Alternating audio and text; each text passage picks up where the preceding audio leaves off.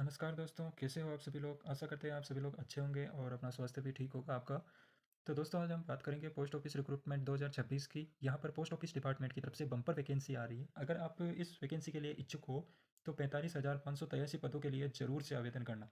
यहाँ पर ध्यान रखना, ये सेंट्रल गवर्नमेंट वैकेंसी रहने वाली है। इसके अलावा ध्यान रखना, इसमें सभी को सरकारी नौकरी मिलेगी। अगर मैं बताऊँ आपको कि कैसे आपको इसमें सिलेक्शन मिलेगा, अगर बात करें हम प्रीवियस ईयर की जो पोस्ट ऑफिस डिपार्टमेंट से निकाली गई वैकेंसी थी, उसमें मैक्सिमम कहीं 5,000 तो कहीं 10,000 कहीं 7,000 इतनी ही पोस्टें निकाली गई थी। लेकिन इस बार सभी स्टेट की वैकेंसीज़ की बात करें तो 45,543 पदों पर वैकेंसी निकल कर आ रही है, जो बहुत ही अच्छी खासी रहने वाली है। इसके अलावा जो पहले परसेंटेज रहता था, जैसे कि 80%, 90%, 95% इतने परसेंटेज वालों की ही मेरिट लिस्ट में सूची में नाम आता था, अब उसे भी घटाकर 60% कर दिया गया है, जिसके हिसाब से भी ये आपके लिए बहुत ही महत्वपूर्ण रहने वाली है।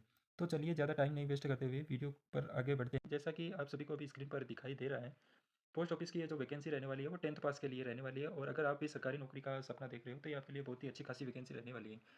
अगर इसमें हम पोस्टों की बात कर लें तो ग्रामीण डाक सेवक की और ब्रांच पोस्ट मास्टर की और असिस्टेंट ब्रांच पोस्ट मास्टर के पदों पर नियुक्ति आपकी की जाएगी।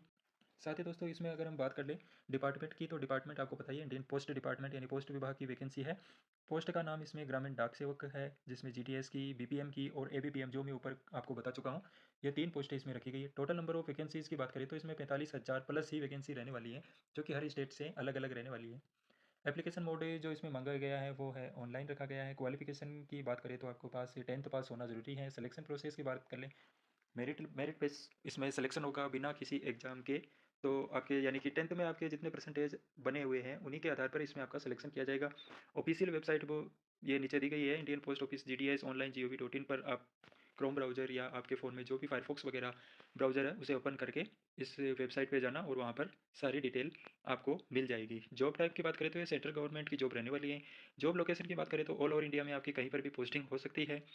खास ही अगर आप अपने नज़दीकी इलाके में इसकी अपनी पोस्टिंग लेना चाहते हो तो वहाँ पर भी आपको मिल जाएगी, लेकिन उसके लिए आपके 10th में परसेंटेज अच्छे खासे होने चाहिए।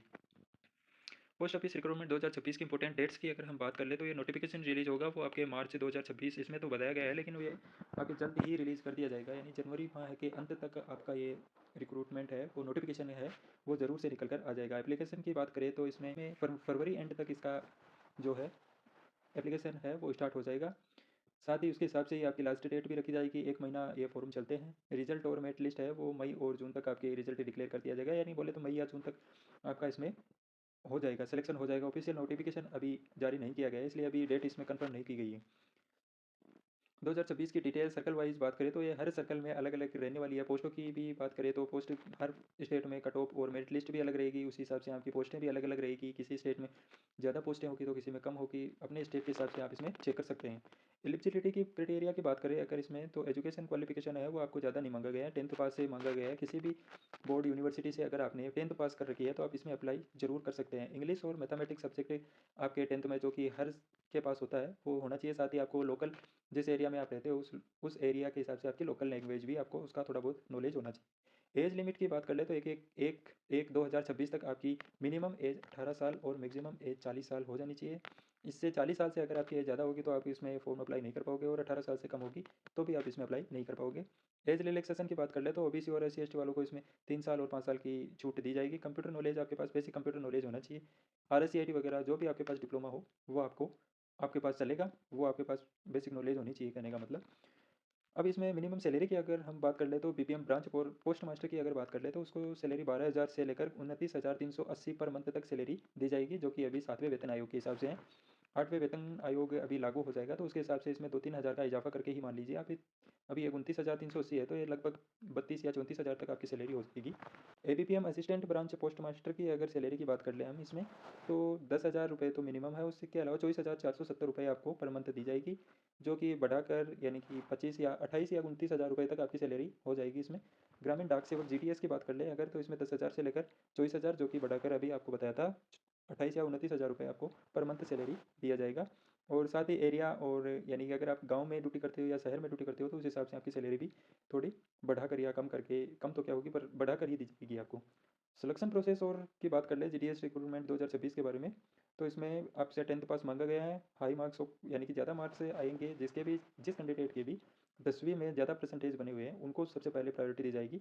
मिनिमम इसमें 60% माँगा गया है, उसके अलावा अगर आपके बहुत ही अच्छे यानी कि 80 या 90 95 जितने भी अच्छे परसेंटेज बने हुए हैं, उनके हिसाब से आपको इसमें प्रायोरिटी दी जाएगी।